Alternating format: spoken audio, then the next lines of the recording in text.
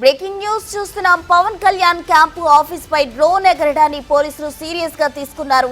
జనసేన ఫిర్యాదుతో రంగంలోకి ప్రత్యేక టీమ్స్ ను పోలీసులు డిప్లాయ్ చేశారు. 5 ప్రత్యేక బృందాలుగా విచారణ కొనసాగుతుంది. ఈ నేపథ్యంలో జన సైనికులు సెక్యూరిటీ పరమైన అనుమానాలు వ్యక్తం చేస్తున్నారు.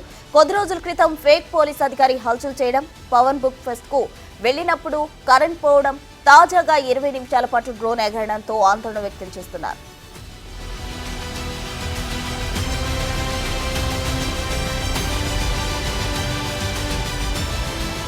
పవన్ కళ్యాణ్ క్యాంప్ ఆఫీస్ పై డ్రోన్ ఎగరడాన్ని పోలీసులు సీరియస్ గా తీసుకున్నారు. దీనికి సంబంధించి పూర్తి వివరాలు మా ప్రతినిధి శివ అమరావతి నుండి ఫోన్ లైన్ లో అందించేందుకు సిద్ధంగా ఉన్నారు. శివ, మొత్తం మీద చూసుకుంటే జనసేన కార్యాలయంపై గత 4 రోజుల క్రితం డ్రోన్ ఎగరవేయడానికి కూడా పోలీసులు చాలా సీరియస్ గా తీసుకున్నారు. అసలు ఎవరు కొనుగోలు చేశారు, ఎవరు ఎక్కడి నుంచి కొనుగోలు చేశారు, దాన్ని వినియోగించింది ఎవరు, ఎవరి పేరుతో కొనుగోలు చేశారు అనే దానికి సంబంధించి లోతుగా విచారణ చేపడుతున్నారు.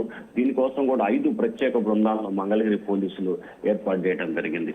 గతంలో పవన్ కళ్యాణ్ కార్యాలయానికి బెదిరింపు రావటం, అలాగే ఆయన విజయవాడ పర్యటించిన సమయంలో కూడా కరెంటు పోవటం, అలాగే ఉత్తరాంధ్ర పర్యటన చేసినప్పుడు నకిలీ పోలీస్, ఇట్లా వరుసగా పవన్ కళ్యాణ్ కి సంబంధించిన జరుగుతున్న వ్యవహారాలపై కూడా ఏపీ ప్రభుత్వం చాలా సీరియస్ గా ఫోకస్ పెట్టింది. దీనికి సంబంధించి సమగ్రమైన విచారణకు ఆదేశాలిస్తూ కూడా ప్రభుత్వం నిర్ణయం తీసుకుంది.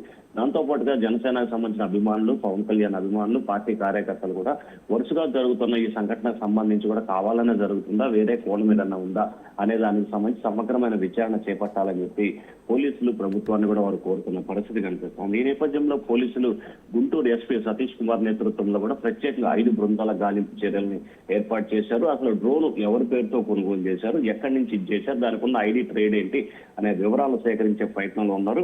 ఎట్టకేలకు ఇవాళ రేపట్లో ఖచ్చితంగా వివరాలు సేకరించి నిందితులను అదుపులో తీసుకుని మరొకసారి పవన్ కళ్యాణ్ విషయానికి సంబంధించి కానీ, పార్టీ కార్యాలయం సంబంధించి కానీ ఇటువంటి ఘటనలు జరగకుండా కఠినంగా వ్యవహరించాలని చెప్పి పోలీసులు భావిస్తా ఉన్నారు. ప్రస్తుతం రైట్ శివ, థ్యాంక్ యూ.